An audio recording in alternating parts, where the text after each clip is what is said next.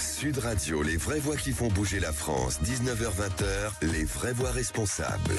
À l'occasion de la 10e édition de BioBoss, entreprendre au féminin, c'est tout l'enjeu de la tournée BioBoss. Un événement qui célèbre bien sûr l'audace et l'innovation des femmes entrepreneurs.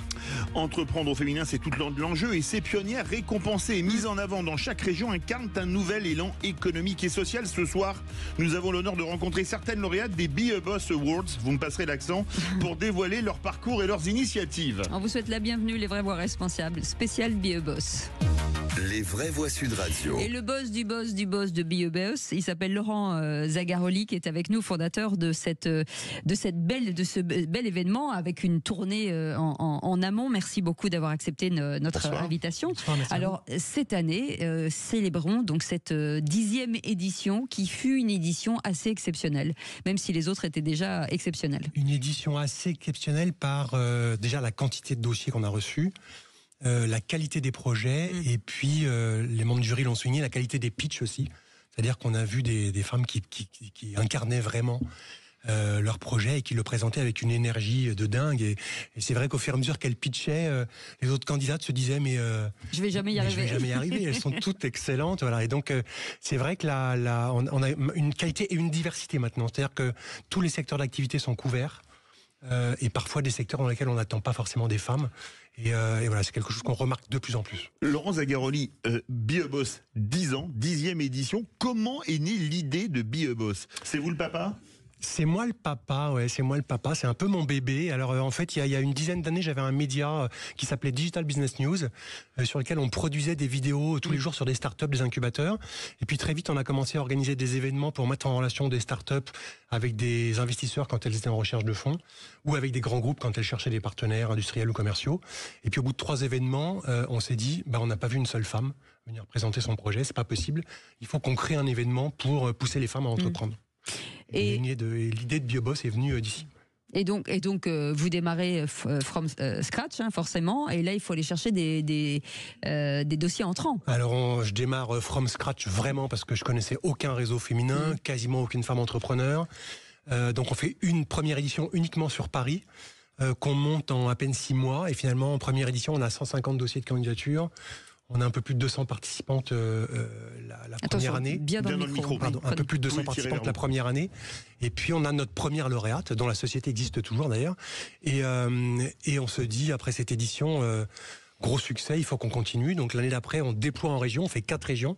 Puis maintenant, on fait 11 régions. 8 dans l'Hexagone et 3 aux Antilles-Guyane. Voilà. Donc il nous reste, je crois qu'il y a encore 4 régions dans l'Hexagone qu'on couvre pas. Mais on les fait quasiment toutes. Ouais. Aujourd'hui, pardon, Philippe, le principal frein finalement de l'entrepreneuriat féminin, un peu peut-être de moins en moins, mais quand même qui existe encore aujourd'hui, c'est la confiance en soi finalement. La confiance en soi pas mal, et donc c'est pour ça que nous on essaye sur chacune de nos étapes de mettre en avant des rôles modèles féminins, parce qu'il y en a en région et à Paris, il y en a beaucoup, et donc sur chaque étape on a une marraine qui intervient en ouverture de l'édition, et puis on a ces candidates qui pitchent aussi, qui dégagent quand même une vraie énergie. Et c'est vrai que l'objectif pour celles qui viennent assister à l'événement, c'est que quand elles partent le soir, elles se disent c'est bon, je me pose plus de questions, j'y vais, je fonce, je crée ou je développe. Pourquoi pas moi, quoi. Est-ce qu'il y a une chose qui différencie encore fondamentalement les entrepreneurs des entrepreneuses? Le talent? Non, ça va, je plaisante, je déconne. On a parlé un peu de la confiance en soi, après peut-être le perfectionniste, c'est-à-dire que les femmes ont peut-être plus tendance à attendre d'avoir un produit parfait pour le lancer, et c'est pas forcément ce qu'il faut faire, puisque de toute façon votre produit il va évoluer. Vous allez passer du B2B au B2C ou l'inverse, vous allez changer de pricing, vous allez changer de cible, vous allez changer de produit, donc faut pas attendre qu'il soit parfait, parce que votre produit par définition, il va évoluer. Donc ça c'est peut-être un point qu'on remarque. Après, il y avait la thématique au début où on se disait, il y a des métiers ou des entreprises qui sont plus liées à des garçons, et on se rend compte qu'aujourd'hui, que finalement, les femmes embrassent toutes les filières. On a beaucoup de femmes dans la santé maintenant, dans l'immobilier, dans les travaux publics, enfin voilà, vraiment tous les secteurs d'activité sont couverts. Peut-être aujourd'hui, depuis la 10e édition, j'imagine que vous suivez les profils, ou en tout cas les parcours de ces entrepreneuses. Est-ce que certaines ont quitté? Est-ce qu'elles ont monté d'autres choses? Alors, Ouais, déjà, sur les 25 qu'on a récompensés en dehors des 3 lauréates de cette année, il y en a 22 dont l'entreprise existe toujours. Oui. C'est beau, ça fait quand même un autre 90%. Il y en a 3 qui ont arrêté leur activité. Et sur les 22, il y en a 3 qui ont vendu leur société à un grand groupe. D'accord. Ah oui. Et qui font autre chose maintenant.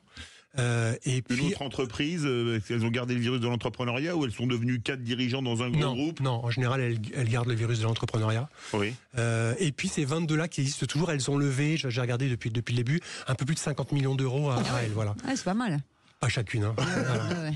Donc c'est plutôt pas mal et c'est vrai que 22 sur 25 c'est un beau score. Mais est-ce que ça veut dire que ce sont des entreprises, parce que effectivement vous avez beaucoup de secteurs d'activité, mais des unes qui peuvent aussi travailler avec les autres, c'est-à-dire que quand on développe une appli, peut-être qu'on peut travailler avec quelqu'un aussi. Ça arrive régulièrement. Donc ça crée un réseau quelque part. Exactement, ça arrive régulièrement que des femmes se rencontrent sur l'événement, candidates ou pas, et puis qu'elles se disent tiens, on a un produit ou une cible ou quelque chose en commun et on pourrait peut-être travailler en commun, mutualiser des choses, développer des choses en commun. Donc oui, ça arrive régulièrement. J'ai même eu le cas de femmes qui s'étaient rencontrées, 2 femmes qui se sont rencontrées un jour sur la finale de BioBoss, que j'ai revu l'année d'après, elles avaient créé un business ensemble. Voilà. Oui, c'est bien, c'est un lieu de rencontre. Il y a une chose importante, est-ce qu'il y a encore des domaines dans lesquels les femmes sont réticentes à devenir entrepreneuses? Je ne crois pas. Je ne crois pas. Même des produits un peu plus techniques, plus masculins, par exemple, aujourd'hui, elles y vont aussi? Non, parce que c'est ce qu'on voit, c'est ce que je disais maintenant, tous les secteurs d'activité, et il y a quand même, je trouve, beaucoup maintenant de R&D, de brevets.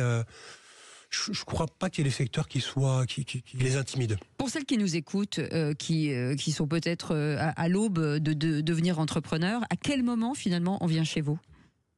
On peut effectivement participer à cet événement. Nous, on va dire dans l'audience qu'on a sur chaque événement, on a un gros tiers de femmes qui sont porteuses d'un projet de création d'entreprise. Donc, elles ont déjà une idée en tête qu'elles sont en train de mûrir.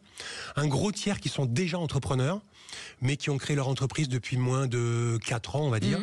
Et un petit tiers, on a à peu près 25%, qui sont soit étudiantes, soit salariées, mais qui se posent la question de l'entrepreneuriat. Donc, à partir du moment où on se pose la question de l'entrepreneuriat, on peut venir assister à BioBoss, networker, aller voir des experts qui vont vous conseiller sur des choses diverses et variées. Mais monter sur scène, c'est qui? Pardon. Alors, monter sur scène, c'est les candidates, donc porteuses d'un projet ou jeunes entrepreneurs. D'accord. Ou après des entrepreneurs. Même si l'idée n'est pas concrétisée. Oui. D'accord. Une porteuse de projet peut et il arrive. Alors justement, on a souvent des débats dans les jurys. Est-ce qu'on privilégie une porteuse de projet qui va peut-être avoir besoin plus d'accompagnement qu'une entreprise qui fait déjà plusieurs centaines ou plusieurs millions d'euros de chiffre d'affaires? On a parlé des 25 qui ont été récompensés sur les éditions précédentes. Est-ce qu'il y en a qui ont, par exemple, passé à 50, 100, 200 salariés, les plus grands de réussite en termes de création d'emplois? Je ne pense pas. Il y en a qui sont passés à plusieurs millions d'euros de chiffre d'affaires, ça c'est sûr. Ce qui est déjà bien, et ça permet d'embaucher pas mal de monde en général. Qui ont levé des fonds ou pas, qui arrivent à dégager des marges sans nécessairement lever des fonds. En termes d'effectifs, je pense pas que ça monte aussi loin, mais plusieurs millions d'euros, oui. Et en matière d'internationalisation, par exemple, est-ce que ce savoir-faire français s'exporte aujourd'hui? Ça commence. Eh ben, vous savez quoi, on va en parler dans un instant avec Léna de Morgoli qui est avec nous. My Visitor, parce que ça c'est une belle idée aussi, et une belle idée d'étudiante à la base, parce que comme quoi quand on vit des choses dans la vie, on se dit voilà, il n'y a rien pour déployer et pour nous aider, je vais le faire moi-même. On verra si c'est ça. Allez, on en parle dans un instant. Sud Radio, les vraies voix qui font bouger la France, 19h-20h, les vraies voix responsables. Et c'est l'occasion ce soir, puisque Sud Radio était partenaire de cette belle 10e édition de BioBoss, l'entrepreneuriat au féminin, avec toutes ces femmes qui ont plein de belles idées. Laurent Zagarollet est avec nous, un fondateur de BioBoss, et merci d'avoir accepté notre invitation et surtout de nous avoir amené du beau monde, comme on dit. Léna de Morgoli qui est avec nous, CEO de My Visitor. Alors d'abord, vous allez nous expliquer ce qu'est cette application plutôt très maligne. C'est quoi le principe? Ensuite, on expliquera pourquoi et comment tout ça est né. Alors My Visitor, c'est la première application mobile qui permet de confier sa visite d'appartement à un habitant et donc de pouvoir visiter un appartement sans se déplacer. Le concept, c'est vous rentrez le jour, la date et l'heure de la visite d'appartement, et au lieu de devoir faire les allers-retours en train ou en voiture et donc de dépenser de l'argent, du temps et du CO2, vous allez pouvoir confier la visite à un habitant local, le visitor, qu'on a rémunéré et formé, qui va être vos yeux et vos oreilles et qui va se rendre à la visite d'appartement pour vous. Il va remplir un compte-rendu sur chaque pièce du logement, les parties communes de l'immeuble et le quartier pour faire son choix rapidement. Et vous allez recevoir tous ces éléments en moins d'une heure parce qu'on sait que c'est hyper important d'être réactif au vu du marché tendu du logement aujourd'hui. Juste avant, combien ça coûte ? Ça coûte 29,90 € pour les étudiants. On a justement voulu faire une offre d'appel basse. 29 € la visite. Exactement. Donc c'est toujours plus avantageux que de prendre un aller-retour en train ou un aller-retour en voiture. Et on permet justement de pouvoir multiplier les visites pour les étudiants qui sont notre cible première. Aujourd'hui, on la diversifie, mais c'était important pour nous d'avoir un prix qui est accessible pour eux. Alors, pour ceux qui nous écoutent et qui vont chercher un appartement, qui sont étudiants ou parents d'étudiants, c'est pas VISITOR pour vous trouver, c'est VEASYTOR, c'est ça ? Exactement. Alors expliquez avec pourquoi. Le mot easy à l'intérieur. Avec le mot easy au milieu, c'est bien Facile. ça. C'est bien ça. C'est pour ceux qui vont chercher, ils disent s'ils tapent Visitor, VISITOR, ils vont pas trouver. Vous avez lancé My Visitor pendant votre cursus universitaire. Vous aviez comme le virus de l'entrepreneuriat dès le plus jeune âge, comme on dit. Dès le plus jeune âge et surtout face à un problème qui touche de plus en plus de personnes, pas que les étudiants malheureusement, toutes les personnes professionnelles qui changent de ville. Et on s'est dit qu'on était face à un problème récurrent. Nous, on l'avait vécu que ce soit pour changer de ville après le bac ou que ce soit pour changer de ville pour des stages, des alternances. Et après, quand on voyait les opportunités professionnelles dans d'autres villes. Et on s'est dit qu'il y avait un moyen plus simple aujourd'hui et tout en digitalisant ce système-là, mais en apportant un côté humain parce qu'on recrute des habitants locaux qui vont pouvoir vous faire bénéficier de leurs expériences. Et eux, ils connaissent le quartier mieux que personne.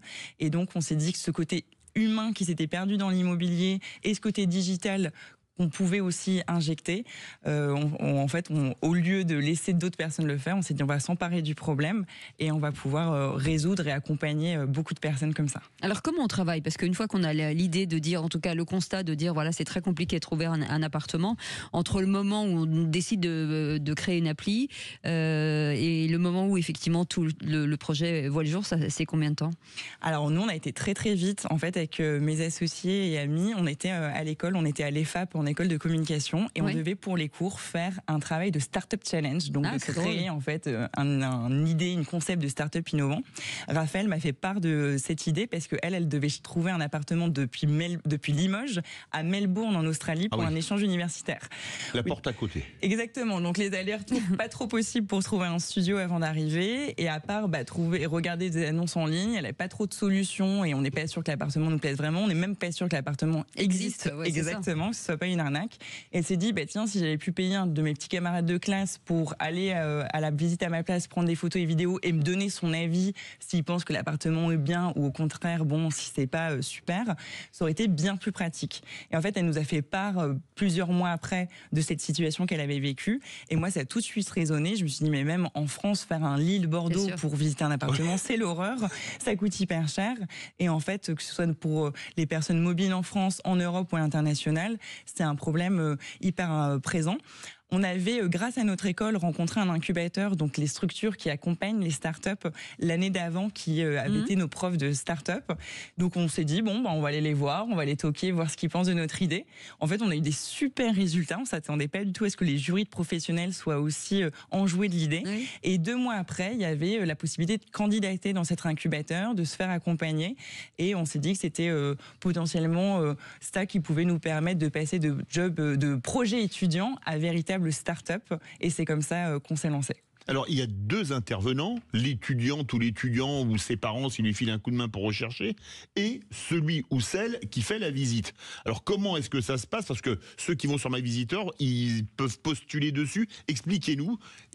Est-ce que c'est rémunéré ? Comment ça fonctionne ? Exactement, un visiteur, il est auto-entrepreneur, il gagne 12,50 € par visite, sachant qu'elle dure en général 20 minutes. Vous pouvez échanger avec lui sur l'application avant, pendant et après pour lui poser toutes vos questions. Par exemple, si la luminosité, c'est hyper important pour vous, si la sécurité du quartier, et qu'il soit vigilant sur ces points-là.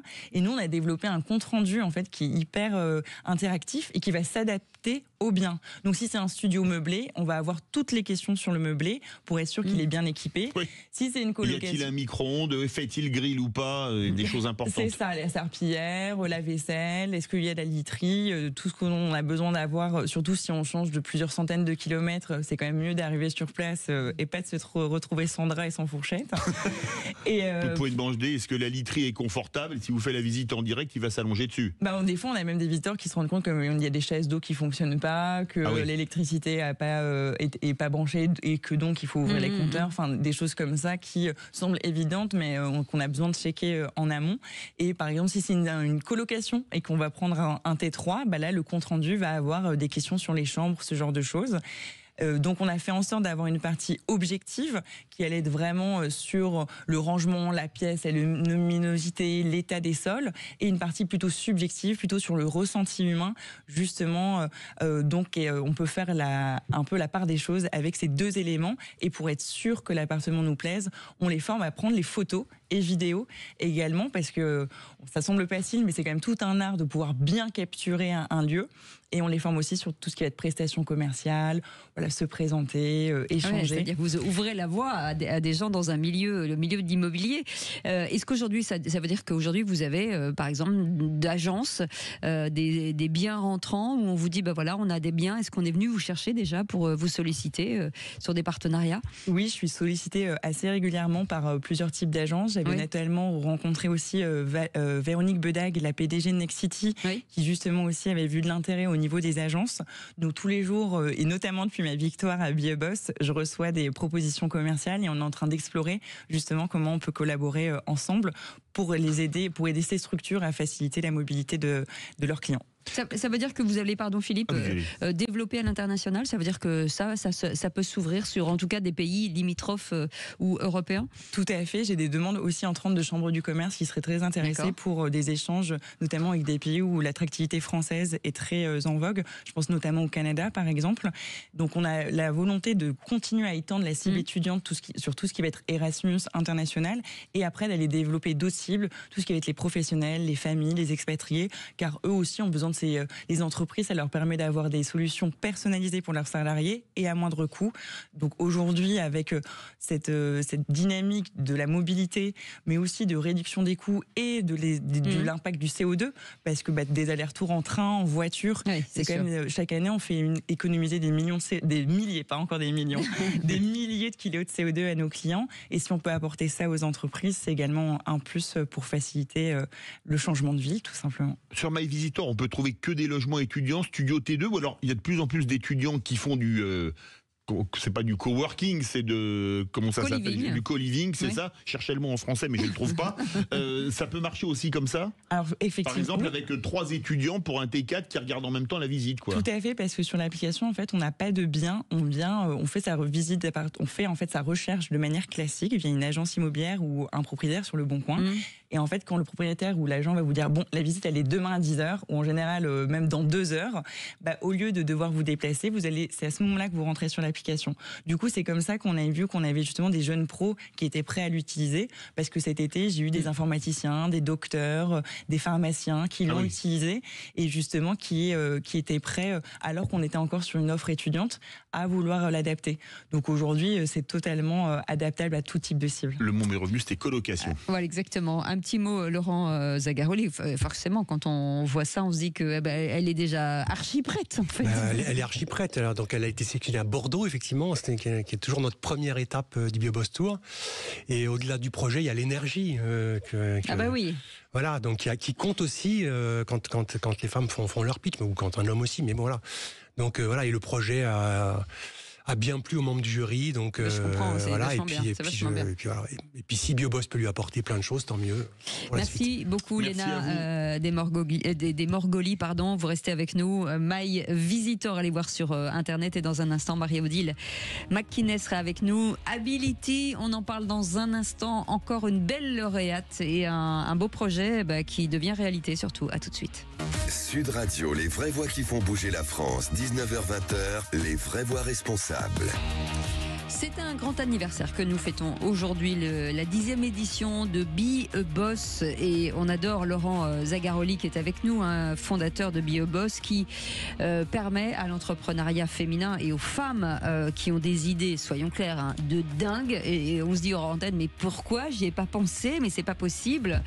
Et en tout cas c'est une autre qui a pensé, avec chaque année certaines qui reviennent, qui n'étaient pas prêtes, qui reviennent, et on en verra une en troisième partie qui n'était pas prête à cette époque-là, et surtout, mais quelles idées incroyables. Ouais, c'est ce qu'on se dit à chaque fois, et c'est nous et puis les membres du jury, on se dit mais pourquoi j'ai pas eu cette idée, le truc il est évident. Mais bien sûr. Bon. On va en parler en tout cas avec Marie-Odile McKinney qui est avec nous, Ability. Bonsoir, merci d'avoir accepté notre invitation. Alors vous êtes dans une catégorie, alors on est très technologique. C'est un casque de réalité virtuelle pour réapprendre à se servir de son corps. Et ça, je ne sais pas où vous êtes allé chercher ça. Est-ce que c'est toujours la question qu'on pose avec Philippe David? Est-ce qu'il y a quelque chose de personnel qui vous a donné cette idée? Absolument. En fait, donc on a eu l'idée d'Ability lors d'un hackathon organisé par notre école d'ingénieurs. Oui. On a rencontré un jeune qui avait fait un AVC infantile. Ça nous a vraiment sensibilisés au fait que ce soit possible de faire un AVC à la naissance, et à l'hémiparésie, qui est la paralysie partielle de la moitié du corps, et donc à son combat quotidien et son parcours rééducatif. Et c'est vraiment cette rencontre qui nous a donné envie de trouver une solution pour Léandre, de rendre la rééducation motivante, accessible à tous, partout. Et c'est comme ça qu'est né Ability. Alors c'est un casque de réalité virtuelle qu'on met sur le visage et qui forme les gens, qui les aide dans leur, on va dire, rehab en anglais. Leur rééducation. Maintenant, je perds mon français, c'est gênant.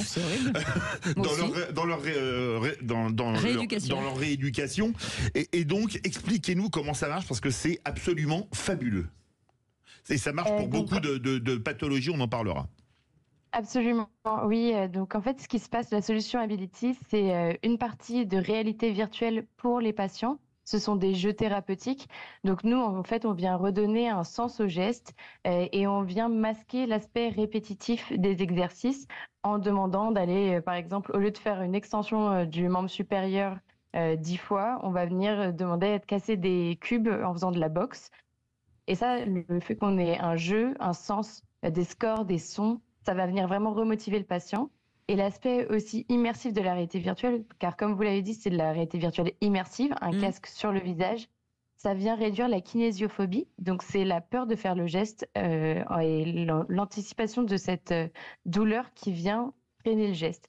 Donc on a un geste plus libéré grâce à la réalité virtuelle et aussi des patients plus motivés. Et à côté, c'est une plateforme web pour les professionnels de santé pour qu'ils puissent vraiment paramétrer et adapter les exercices aux patients. Alors, j'imagine que les personnels de santé, quand vous êtes venus avec ce projet, ont dû vous dire ce qu'on se disait tout à l'heure, hein, pourquoi on n'y a pas pensé. Ce qui veut dire que ça réduit forcément en matière de santé publique, forcément on y gagne aussi énormément, parce que il y a plein de choses que vous pouvez faire aussi à la maison, et surtout en qualité de vie, surtout.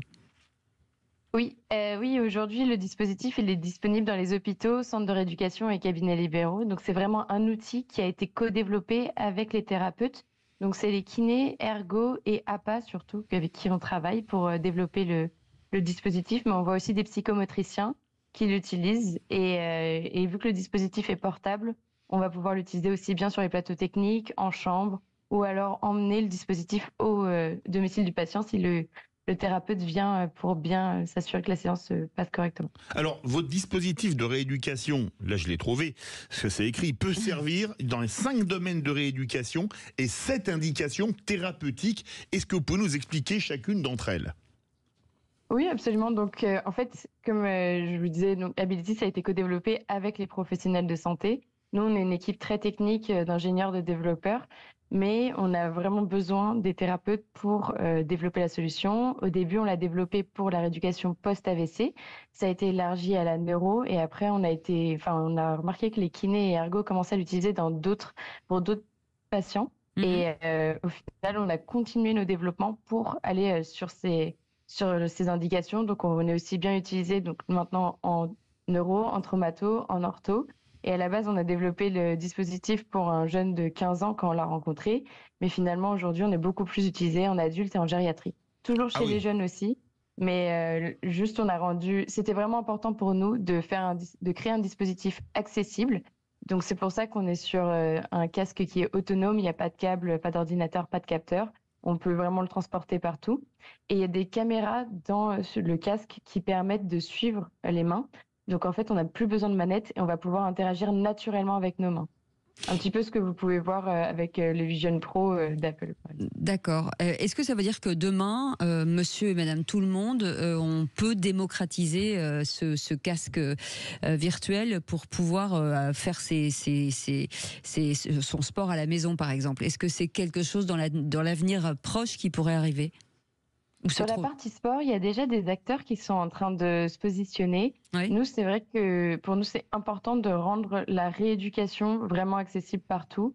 Et notre vision depuis le début, c'est de le rendre accessible de l'hôpital jusqu'au domicile du patient. Alors pour que ce soit au domicile, il y a encore du travail.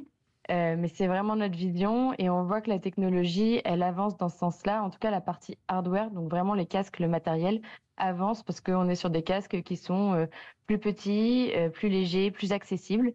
Et donc, nous, on continue sur la partie logicielle à accompagner pour le rendre accessible partout. Quand on voit votre casque, c'est un peu un bijou technologique, ça coûte de l'argent. Est-ce que c'est remboursé, par exemple, par la sécurité sociale quand un patient utilise ce type de casque pour accélérer son traitement? Parce que ça doit être très cher, théoriquement. L'usage à domicile, il n'est pas encore possible dans notre solution en tant qu'individuel. Et donc, ce serait dans ce cas-là qu'il y aurait besoin d'un remboursement. Donc, pour l'instant, je ne peux pas répondre là-dessus, parce que techniquement, la solution, elle n'existe pas. C'est du travail dans ce sens-là. Par contre, maintenant, nous, on est un dispositif qui est plutôt à usage collectif, donc dans les hôpitaux, centres de rééducation et cabinets.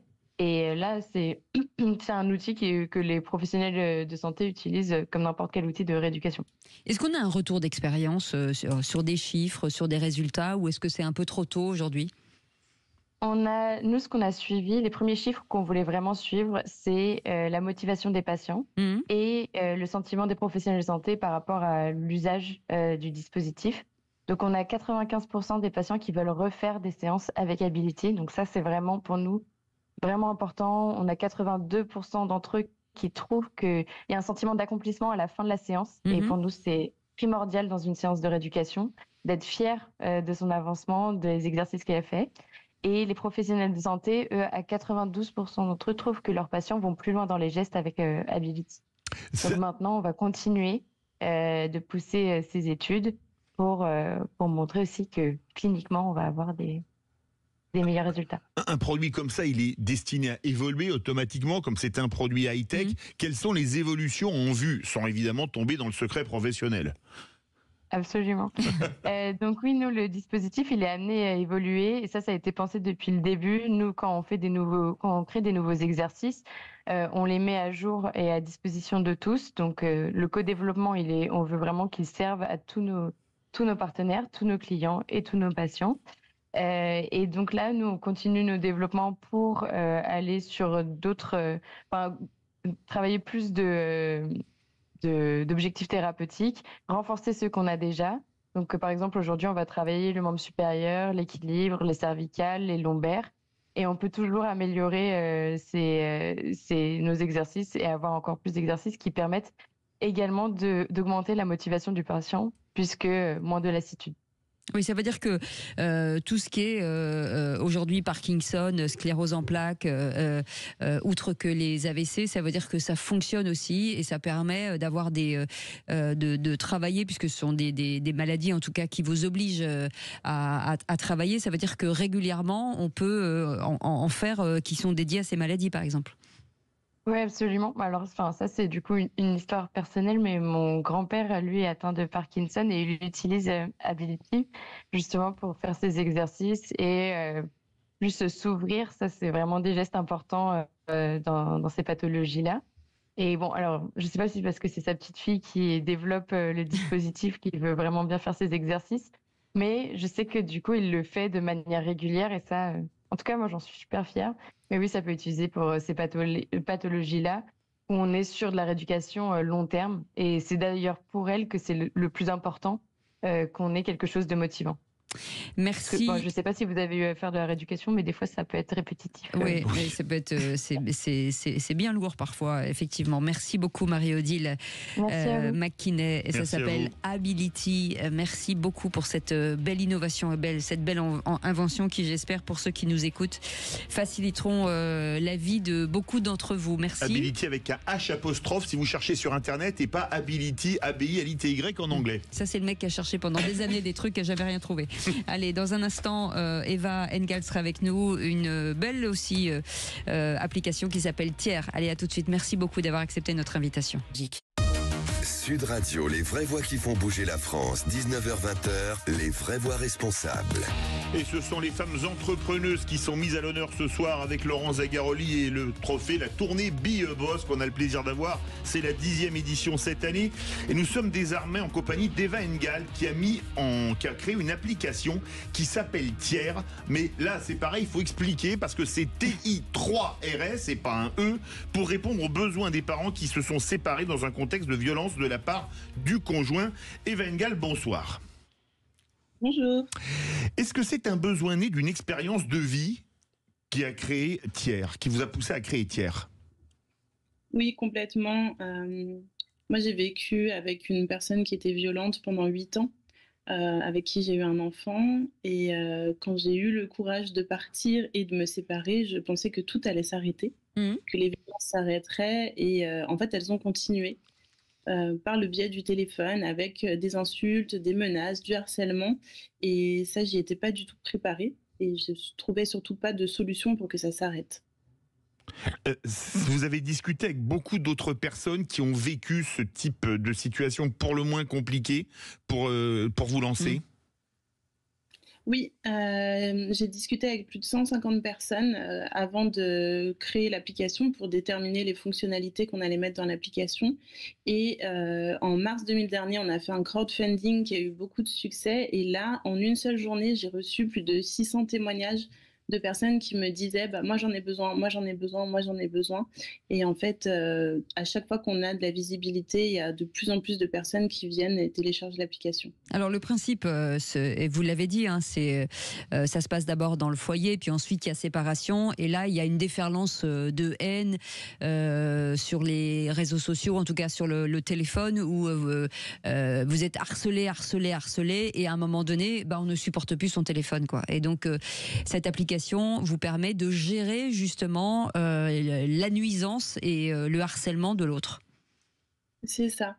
En fait, déjà l'application, elle va nous créer un nouveau numéro de téléphone, comme si on avait changé, ce qui permet d'enregistrer l'autre parent dans cette application, et quand on va lui écrire, ça va lui envoyer un texto de notre nouveau numéro de téléphone. Donc déjà, on n'est pas obligé de dire j'ai téléchargé une application, et l'autre parent n'est pas obligé d'accepter de télécharger une application, il a simplement à répondre au SMS.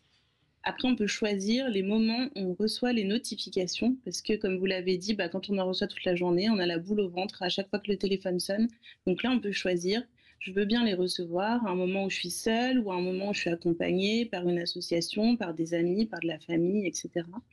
Et enfin, on a un filtre pour les insultes, les menaces, qui va remplacer par langage fleuri tous les mots dont on n'a pas envie de voir.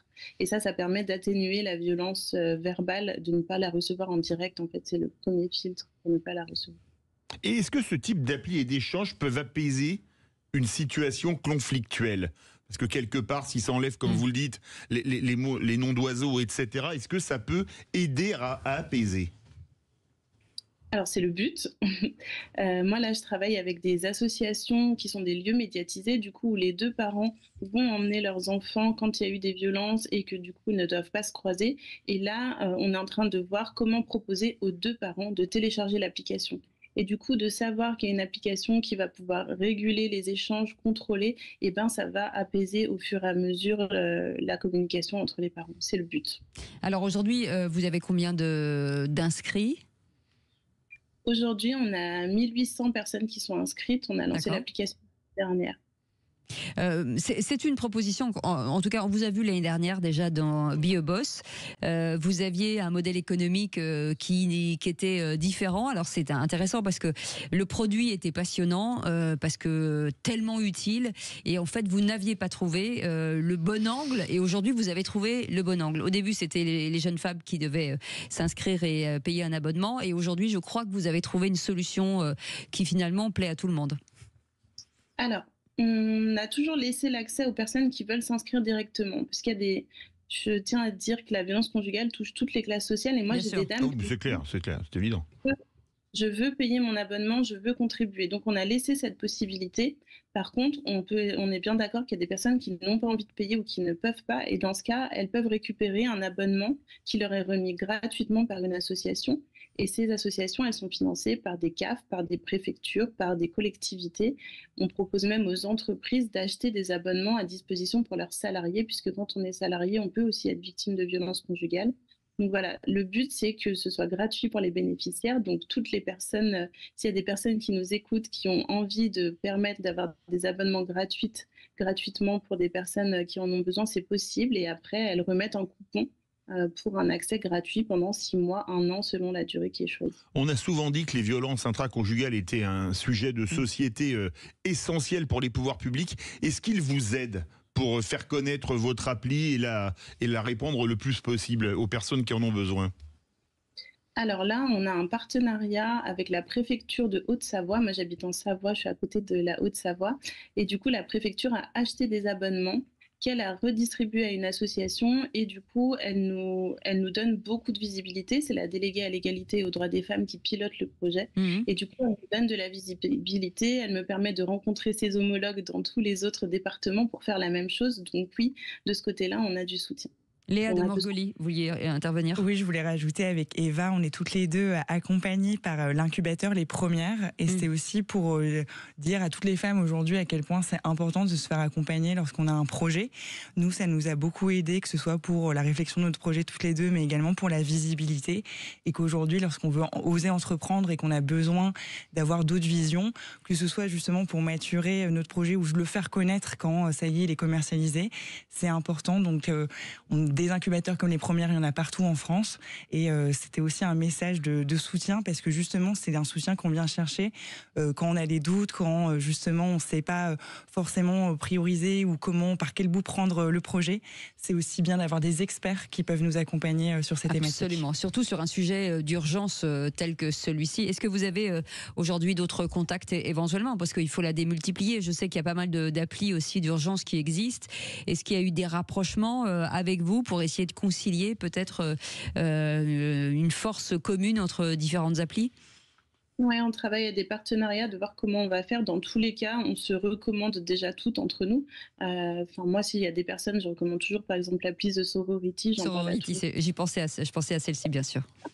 Et du coup, j'en parle parce qu'elle est géniale, et moi-même, je l'utilise, donc je la conseille toujours. Et oui, le but, c'est qu'on puisse se rassembler et qu'on avance ensemble. Il n'y a pas de concurrence dans cette lutte-là, on travaille ensemble.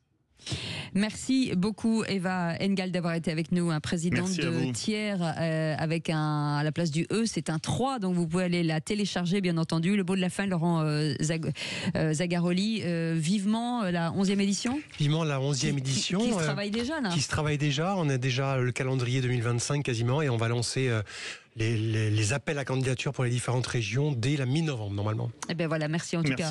Merci à vous de nous avoir associés à ces belles entreprises et ces belles entrepreneurs. Neuse, j'ai envie de dire merci beaucoup d'avoir été avec nous, et on se retrouve demain à 17h avec Philippe David. En attendant, du football.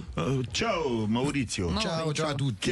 Bonjour tout le monde. Quel est le menu des vraies voix du foot ce soir? Il y a la Ligue des Champions déjà, avec 2 clubs français à l'affiche. Voilà, il y a déjà Brest et Lille qui jouent ce soir, mais on reviendra sur le menu, c'est qu'on reviendra sur les matchs d'hier. Oui. On reviendra avec du bon et du moins bon. Voilà, un petit peu sur la Liga de ce week-end, et puis surtout on fera un hommage aux Verts et aux Lensois qui nous ont donné du baume au cœur ce week-end avec leur chant. avec les hymnes lensois et stéphanois. Et puis surtout, restez avec nous parce que j'ai un invité extraordinaire qui s'appelle Éric Blondel, triple champion du monde de kickboxing. Bon là, il est en train de mettre des pansements parce que je l'ai un peu...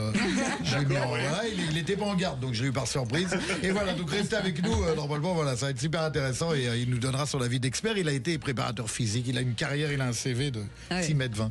Et ben on sera là. Allez, bisous les amis. Et on se retrouve demain à partir de 17h pour les vraies voix. Et on embrasse notre équipe formidable. Merci demain, beaucoup. 17h. Salut, à demain.